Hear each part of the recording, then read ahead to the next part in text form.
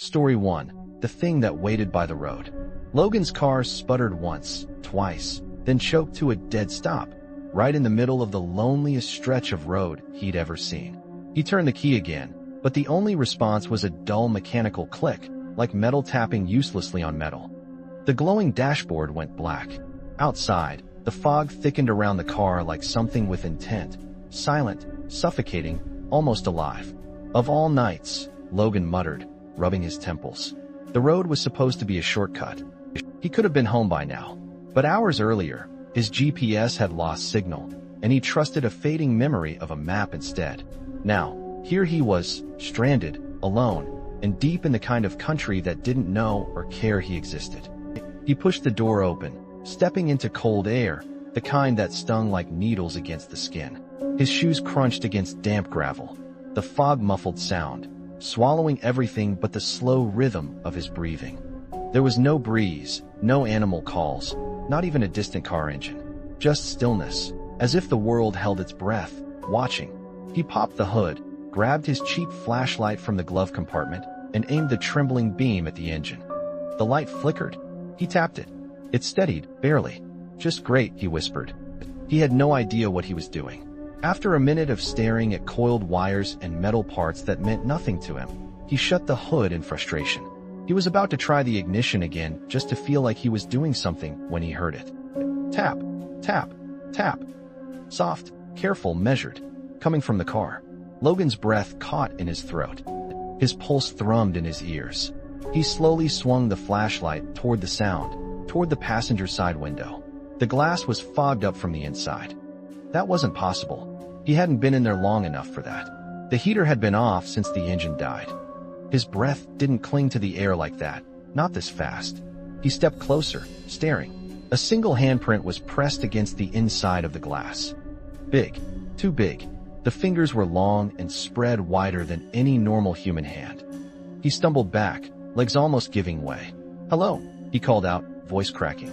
He knew how stupid it sounded, calling into the fog, into silence. The handprint stayed, unmoving, as if whoever made it had pressed with purpose. As if they were still there, watching, waiting to be let out. Logan's flashlight began to flicker again, even though the batteries were almost new. He tapped it, the beam steadied, and caught movement. Something shifted in the back seat. A shadow, a figure sitting upright, just for a second, before sinking back into darkness. The fog pressed closer to the car. Logan took off running. He ran like something inside him cracked open, some primal instinct taking control, legs pumping, lungs burning, heart slamming against his ribs. The gravel road stretched into emptiness, disappearing into fog and darkness and silence. Halfway down the road, he looked back. The headlights of his dead car were on, but he hadn't turned them on. The interior light glowed, too, just enough to reveal something tall, thin, and unmoving standing beside the vehicle. The shape was silhouetted in the fog. Long limbs, a head that seemed too narrow. It stood like a statue, impossible wrong. Then the headlights flickered and shut off, plunging the scene into darkness. Logan didn't stop running until the road blurred beneath him, until the air stabbed his throat with every breath. His legs finally stumbled beneath him. He fell to his knees. When he looked up, the fog parted just enough to reveal something unsettling. The road behind him was empty. No car, no lights, just darkness, stretching into infinity. He staggered up and ran again, until his legs gave out, and the cold finally overtook him. Somewhere, faintly, he heard leaves rustle, a soft crunching sound behind him, getting closer, like footsteps on gravel. But no one was speaking, no one was running. It was just following. When the sun rose and the fog burned away, there were no signs of Logan. No footprints in the frost-covered grass. No car. The highway was empty, as if nothing had ever happened. 3 days later, police found his vehicle parked on the same road again. Battery completely drained. Keys on the seat. Doors unlocked. All windows rolled down. Inside, mud-laced footprints covered the back seat and led across the passenger door, down the road, into the wilderness. They were too large to belong to Logan. Too deep. And then they just stopped, 20 feet into the trees, in a clearing where the air smelled like iron and rot. As if whatever made them simply vanished. Logan was never found. But truck drivers passing that road late at night say the fog gathers heavily on certain nights, more than usual, like a curtain, like something waiting to come through. And when it does, headlights have been seen flickering on in an abandoned car. A tall figure sometimes stands beside it, still, waiting for someone else to break down. Story 2. The Visitor at 3:17 a.m. It always happened at 3:17 a.m. Not 3:15, not 3:30, 3:17, exactly. Every night. Lila had been living alone for only 3 weeks when she first heard it. A knock. Soft, deliberate. 3 taps at the front door. Not loud enough to wake the whole house. Just loud enough to be heard if you were awake. If you were still, breathing shallowly in the dark. She'd moved into the little house at the edge of town after a breakup and wanted peace. Silence. A reset. The place was older than it looked in the listing photos, but it was fine. Clean enough. Quieter than the city. The neighbors waved from a distance and didn't pry. Still, the first sound of that knocking froze her in bed. Quiet but insistent, like someone knew exactly how to tap, just beneath the threshold of panic. She sat up slowly, listening. Tap, tap, tap. 3 knocks. Then silence. She checked her phone. 3:17 a.m. The porch light was on a motion sensor. She hadn't seen it flicker. She hadn't heard footsteps. Just those 3 taps. She lay awake until sunrise, staring at the ceiling. The next night, she left a lamp on in the living room and made tea before bed. She told herself she'd dreamed it, that she'd been on edge. New house, new routine. It was just nerves, just the brain playing tricks in the quiet. But deep down, the sound didn't feel like imagination. She felt it in her bones, like it wasn't just at the door, but meant for her. That night, she forced herself to sleep early. At 3:17 a.m., she heard it again. Tap, tap, tap. Same rhythm. Same measured distance between each knock. Not rushed, not hesitant. Like someone was waiting for her to answer. She sat up, heart racing. This time, she forced herself to move, to walk to the window by the stairs and look down. The porch was empty. No footsteps. No shadows. No one. The road beyond her yard was still. The trees didn't sway. No wind. No animals. No cars. It was as if time paused at 3:17. She didn't sleep again that night. She didn't call anyone either. It sounded crazy. Something knocks at my door at exactly 3:17 a.m. every night, but I never see who it is. She pictured her friends trying not to laugh. Her ex would probably just say it was a dream or a raccoon, or worse, suggest she was imagining company because she was lonely again. But this wasn't loneliness. This was intrusion, a breach, like something had found her, something patient. Even when she stayed up past 3 the next night, gripping a mug of calming tea, it came. Not angry, not panicked, just persistent. Tap, tap, tap. She froze on the couch. Then it stopped. She didn't go to the door. She didn't move until sunrise. By the 5th night, she was no longer simply frightened. She was angry. She dragged a heavy chair across the hardwood floor and wedged it beneath the door handle. She shut every window. She put salt across the threshold. She didn't know why, but it felt like something she'd read once. Before bed, she practiced her line out loud. Who's there? She told herself she'd say it. That she wasn't afraid. That she wasn't prey. Still, she didn't sleep. Still, at 3:17 a.m., it came. Tap, tap, tap. Same rhythm. Same door. Same hour. There was something calculated about it. Something taunting. Her breath hitched. She stood, slowly, quietly, and walked toward the door. She didn't open it. She didn't even touch it. She just got close enough to hear something. Not breathing. Not footsteps, but a faint scrape along the wood. Like nails dragging lightly through the paint. Her voice was shaky, but she forced it out anyway. Who's there? The scraping stopped. Silence. Then, a voice. Just on the other side. Not yelling. Not threatening. Just softly, almost warmly, like a friend waiting outside. I'm here. Her blood turned to ice. The voice was wrong. Not too deep. Not too high. Neutral. Empty. Like a voice that had practiced saying those 2 words and nothing else. She backed away from the door, one slow step, then another. The voice spoke again, quieter. Let me in. She didn't move. She didn't speak. She didn't breathe. The presence at the door didn't knock this time. Didn't scrape. Didn't try the handle. It just stood there, waiting. Then she heard something else. The sound of her door pressing inward, just barely, like weight leaned against it.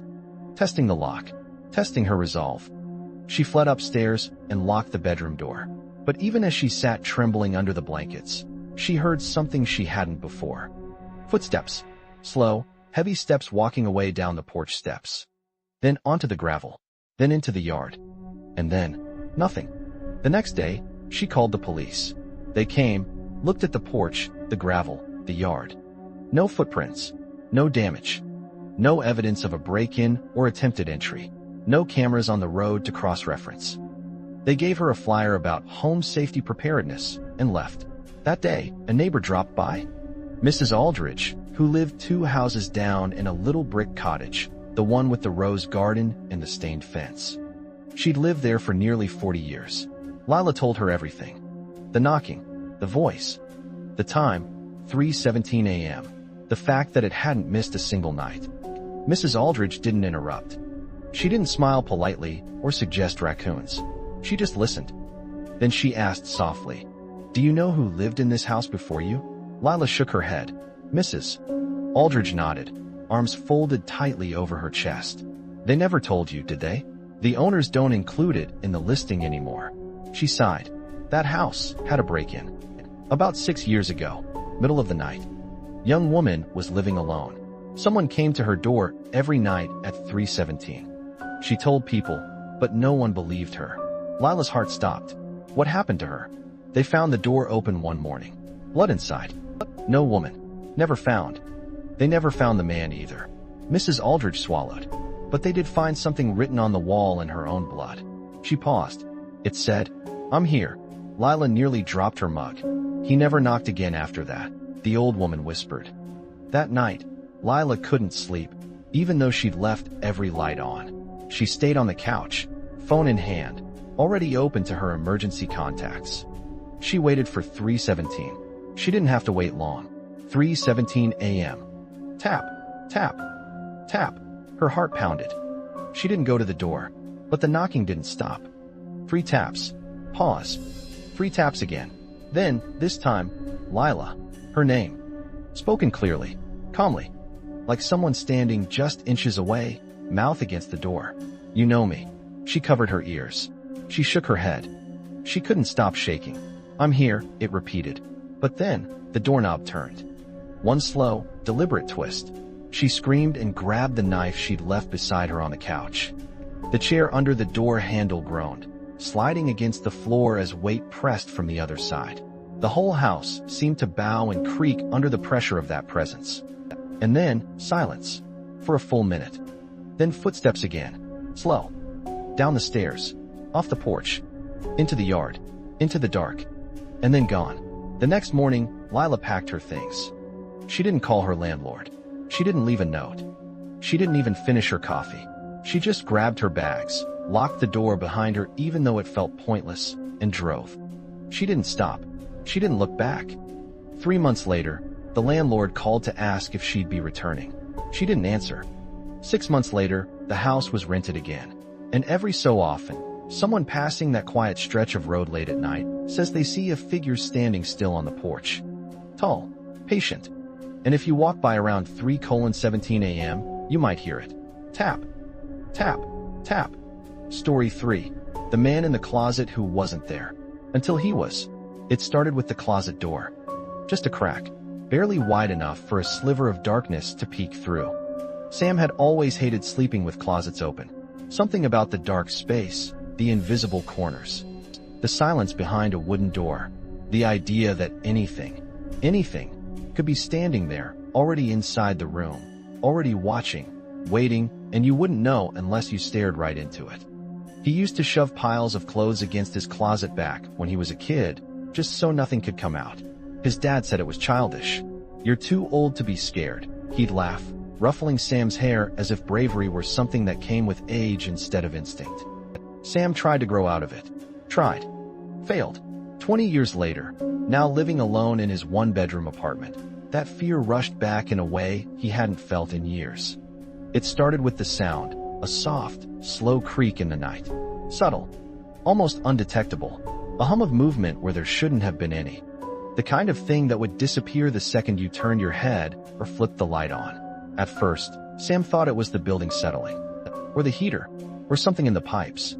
The answer was always something reasonable, something logical. But then, the closet door began to open by itself. He'd wake up at 2 or 3 in the morning, and it would be open more than before, sometimes just a few inches, sometimes enough that he could see inside. The hanging shirts, the darkness behind them, the slight, musty smell of wood and old cloth. He always shut the door again, firmly, but by the next night, it would be open again. There was one night when he woke up with a start, heart racing, unsure why. No dream, no sound, just instinct. The kind of instinct that came from somewhere ancient, something in the blood that recognized danger before the brain could explain it. His eyes opened to the pitch-black room, faint streetlight bleeding past the blinds.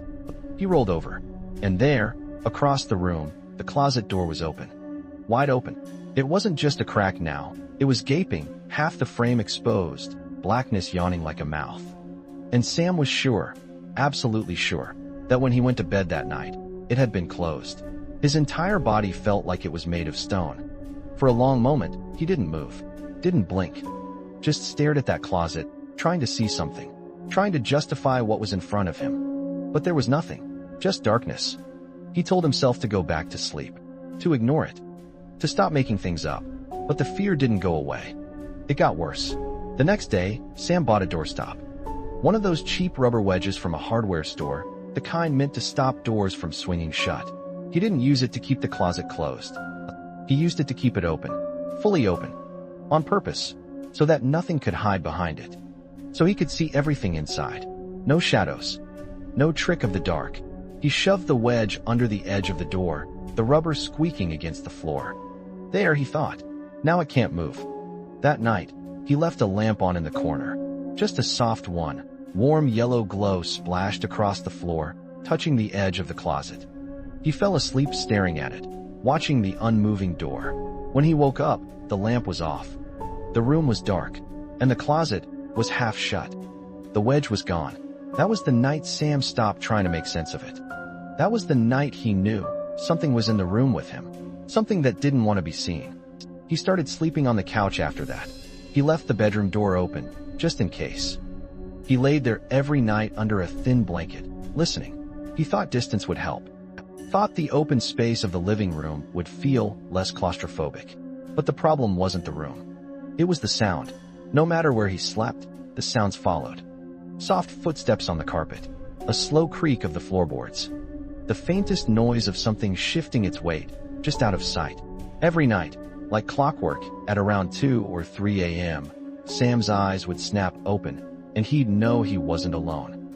He'd lie there, breath shallow, heart racing, body stiff with fear. But the worst night was the night he heard the breathing. Slow, steady, low, coming from the hallway just beyond where he lay on the couch. He didn't move, didn't dare turn his head, didn't even blink. The breathing got louder, closer. Sam clutched the blanket tight against his chest. He felt pressure, like eyes were on him, like something was staring at his stillness, deciding if he was asleep or awake, deciding if it could move. He didn't even realize he'd started crying until he tasted salt on his lips. He didn't sleep that night. He couldn't. The next morning, Sam made a decision. He didn't go to work. He didn't call the landlord. He set up a camera. A small one, old but functional, right on his dresser, facing the closet. It was something he used years ago to record sketches, just sitting in a drawer, untouched. Now it felt like a lifeline, a desperate attempt at proof, not just for others, but for himself. To know, finally, what happened while he slept. He set it up around 10 p.m., checked the battery, hit record, and shut off the bedroom light. Then he took a sleeping pill and went back to the couch. He didn't want to be conscious when the closet door opened again. He wanted to see the truth in the morning, even if it terrified him. Especially if it did. He didn't watch the footage right away. He avoided it, like someone avoiding a terrible diagnosis. He made coffee. He showered. He brushed his teeth. He even sat on the balcony staring at nothing just to delay the moment. Finally, he opened the laptop. Clicked the file. There he was, sleeping, turned away from the camera, faint streetlight casting a soft gray across the room. The closet door fully open. For a full hour, nothing happened. He skipped ahead. Still nothing. Skipped again. Then, movement.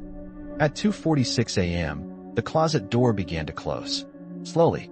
Smoothly. No wind. No sound. No hand visible. It just swung forward, inch by inch, until it was nearly shut. Sam paused the video. Heart pounding. Then, frame by frame, he played it back. There, just visible in the dark, reflected faintly on the metal doorknob, was a hand. Not his. Not a shadow. A hand. Human. Pale. Fingers curling around the edge of the door. He stared. Jaw tight. Breath frozen. Eyes wide. He fast-forwarded. At 3:12, something else. The closet door opened again. Only this time, something came out. A shape. Human-shaped. Stooped. Too tall. Limbs too thin. Moving slowly into the room like something adjusting to gravity for the first time. It had no face. No clothes.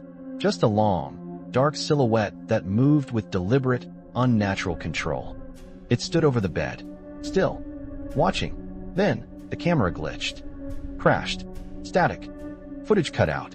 When the video resumed again minutes later, the figure was gone. The closet door was open. Sam was still asleep. Oblivious. Vulnerable. The room was still. But one thing had changed. The laptop's timestamp. 3:17 a.m. Just like the moment Sam had always woken up in fear. Like something wanted him to see this. Like something wanted him to know it was there. And it always had been. Sam didn't call the police. He didn't call anyone. He packed a bag, grabbed his keys, left the apartment, and never went back. He didn't even lock the door. The landlord called. Left voicemails. Sent letters. Eventually, they gave up. The apartment sat empty for weeks. Then months. Then they rented it again. Someone new moved in. Someone who said the place had great light and good energy. The closet in the bedroom stayed closed for a while. But neighbors swear that sometimes, late at night, you can see lights flickering from inside that apartment. And if you stand in the hallway outside, you can hear something breathing. Just behind the door. And if you listen close, past 3 a.m., you might hear the closet creak. Open. Story 4. The Last Passenger. It was just after midnight when the bus pulled into the lonely rural stop. Rain hammered the roof in a relentless rhythm, and mist rolled across the empty parking lot like a living thing. The headlights cut through the gloom, hazy and soft, illuminating the wet asphalt and the dimly lit shelter ahead. Inside the bus, a handful of passengers were dozing off, lost in the sway of the road. Students heading home, a tired nurse in scrubs, and an old man with grocery bags at his feet.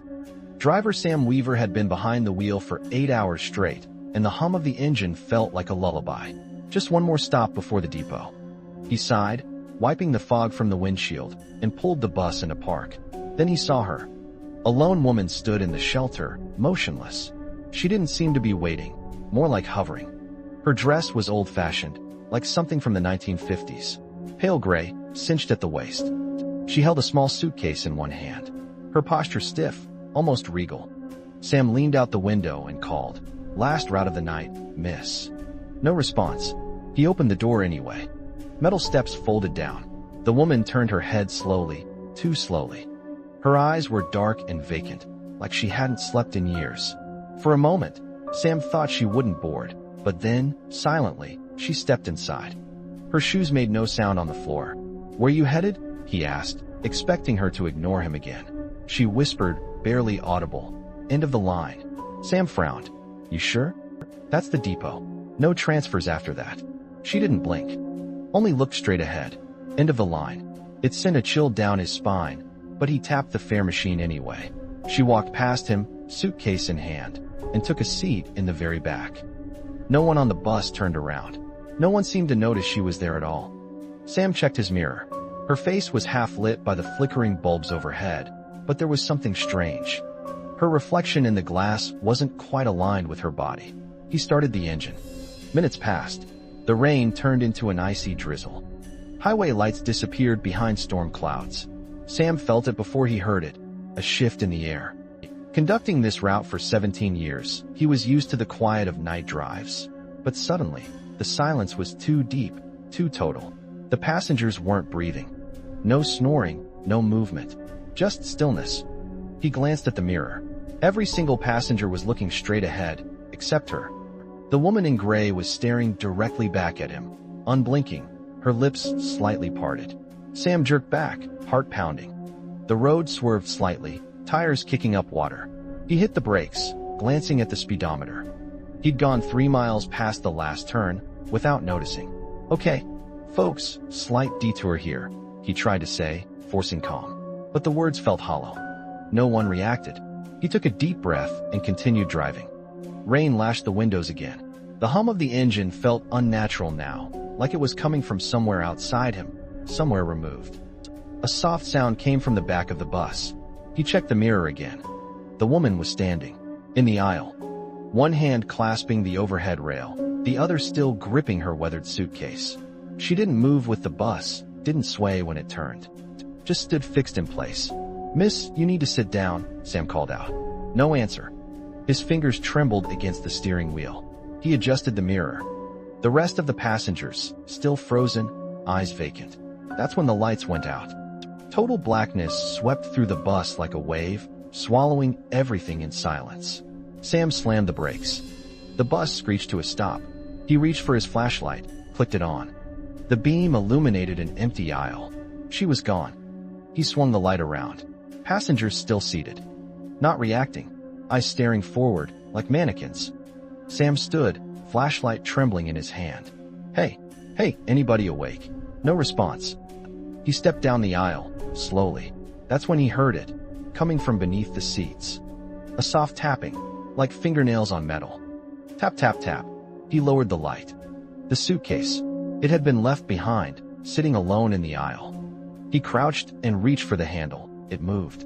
The suitcase shifted an inch toward him. Sam gasped and dropped the flashlight. Darkness swallowed the bus again. Tap, tap, tap. He fumbled for his phone, but the screen didn't turn on. Dead. No signal. His breath became labored, fogging the air. The tapping grew louder, more frantic. Then, silence.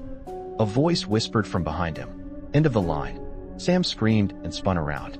The flashlight suddenly flickered back on, its beam cutting into the dark. She was standing inches away. Her eyes were empty sockets now. Hollow. Her jaw unhinged too wide, flesh splitting like paper. Sam stumbled back, and the beam landed on the passengers again. They were all gone. Every seat empty. He backed toward the front, shaking violently. He reached for the door controls, slapping buttons. Nothing happened. The woman tilted her head. "You were supposed to take me home, Sam." He froze. How do you know my name?" She smiled. A shattered, broken smile. "You picked me up on this road before. You left me behind." His mind reeled. Decades of shifts blurred together in his memory. Had he ever left someone? When she stepped closer. 1957, his breath stopped. But I wasn't. I waited, she said. All these years. Still waiting. Her voice grew layered, like 1,000 whispers speaking at once. The windows fogged over with handprints, cold, ghostly. Sam bolted for the emergency latch, smashing it open. The door groaned and slid back. He leapt out into the rain-soaked road and found himself standing in daylight. The bus was gone. No road. No storm. He stood in front of a quiet suburban home. Birds chirping. A lawn untouched by time. On the porch, a family smiled for a photo beside an old-fashioned bus. Sam stepped closer. The frame was dusty. Beneath it was a date. In the far corner of the photo stood the woman in gray, half-faded, the same suitcase in her hand. Sam felt something drip from his nose. Warm, sticky. Blood. He wiped it away, trembling. Voices echoed from behind him. Children laughing. He turned and saw himself stepping off the bus, decades younger. Smiling. Whistling. A girl in gray stepped toward him, waving. He didn't see her. Kept walking. The bus left without her. The image dissolved. Sam blinked. He was back in the driver's seat. Alone. The storm gone. The digital clock on the dash frozen, 12:01. He drove the bus to the depot in silence. No passengers. No trace of the woman. The next morning, the manager found the vehicle parked neatly, lights off, keys in the ignition. But Sam Weaver was never seen again. In the back of the bus, a small suitcase sat quietly on a seat, still unopened. And at precisely 12:01 every night, the depot cameras caught a shadow boarding an invisible bus as the rain began to fall. Story 5. The Man at the Window. The house had been empty for years. Everyone in town knew it. The old bungalow on Ridgeway Street with the cracked front steps and the broken wind chimes hanging from the porch. Kids dared each other to run up and knock on the door, but no one ever stayed long enough to finish the dare. They said the house was haunted. They said someone still lived there, even though no one ever saw anyone go in or out. But Rosie didn't believe in ghost stories. Her family had moved into that house during the crisp winter break of 23, desperate for a fresh start after her parents' divorce. Her father had found work in another state, leaving Rosie and her mother to quietly unpack their new life one box at a time. The house felt too big, too hollow. The air was always cold, even with the heater on. The first night in her new room, Rosie couldn't sleep. She stood by the window and stared into the backyard. Under a dim moon, the grass looked silver. The trees swayed in the wind like they were breathing.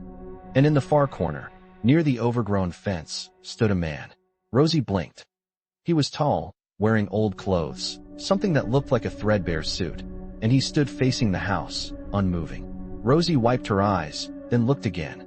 He was still there. She slammed the curtains shut and crawled under the covers. Her heart beat unevenly. She wanted to call for her mother, but the words wouldn't leave her throat. Instead, she waited, listened. Nothing. Minutes passed.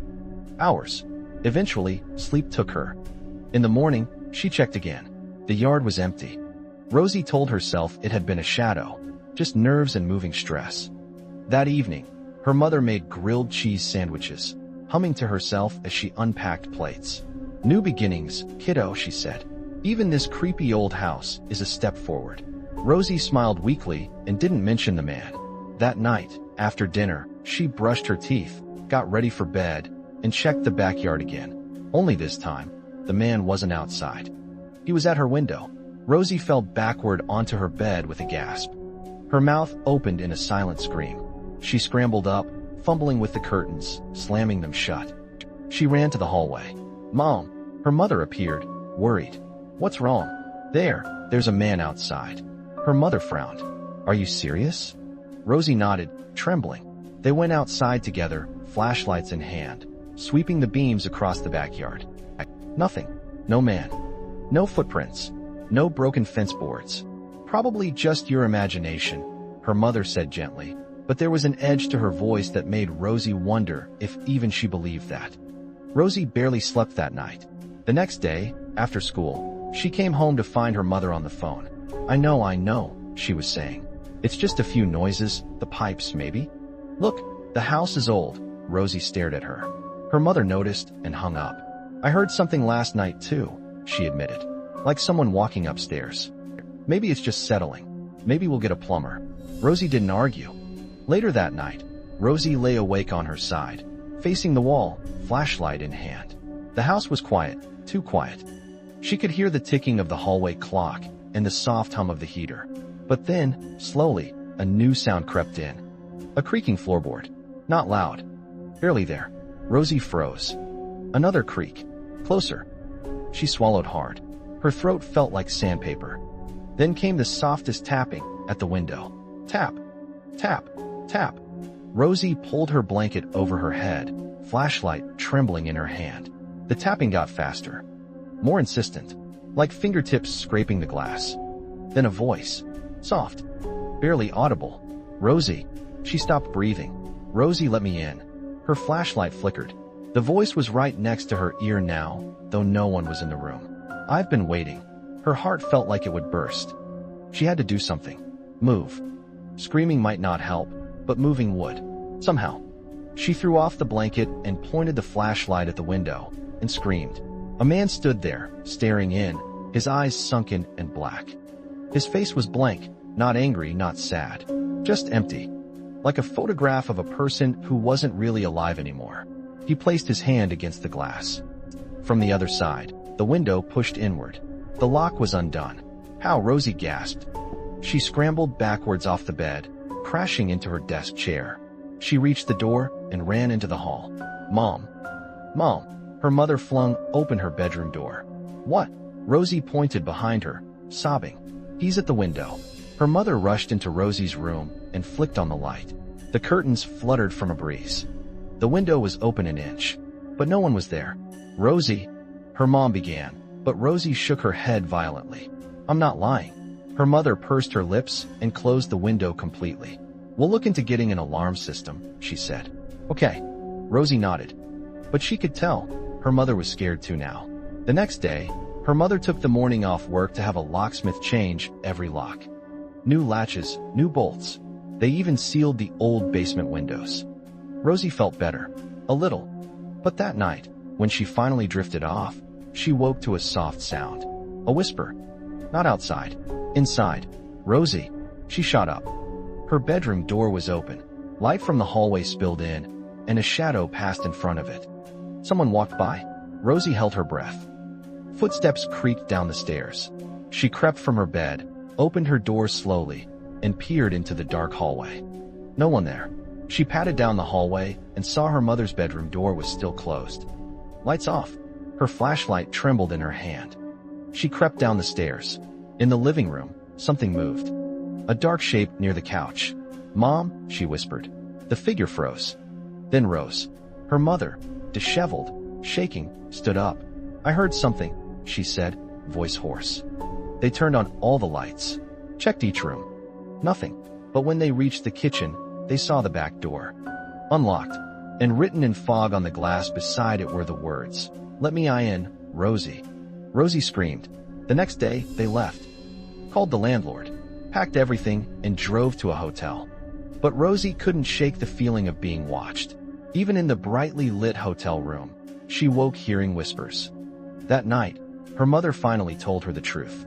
That morning, when they'd left the house, a patrol car had been sitting outside. A neighbor had called about someone watching their house from the woods. The officers had searched and found drag marks leading to a set of footprints, bare feet, deep in mud, leading to an upstairs window. Inside the house, Rosie stared at her mother. "Mom, who was he?" Her mother shook her head. "He wasn't real." "I mean, he was, but not now." "What?" Her mother's voice trembled. "Rosie, that house used to belong to a man named Garrett Dean. He lost his wife and daughter in a fire. After that, he started looking for other families, following them, calling their kids by his daughter's name. He was arrested twice, but he got out. Years ago, and after that, people swore they saw someone in the windows of that house, even when it was empty." Rosie shivered. "We should have checked," her mother whispered, "before moving in. We should have checked everything." Rosie stared at her reflection in the hotel mirror. Her face was pale, her eyes hollow, but behind her, just for a moment, she saw someone. A tall, shadow-like figure in old clothes, staring back at her. She turned around. Nothing there. But later that night, when the hotel room finally fell silent, and Rosie felt sleep beginning to pull her under, she heard it again. A soft tapping on the window. Tap, tap, tap, and a voice. "Rosie, I found you." The police searched the hotel grounds. No sign of anyone. The windows were too high for anyone to reach. And yet, every night, the tapping continued, followed by the same chilling phrase, "I've been waiting." Rosie and her mother moved again. But some nights, when the house is still, Rosie still hears it. In the dead of night. Tap, tap, tap. And she knows he's still out there, waiting for her to let him in.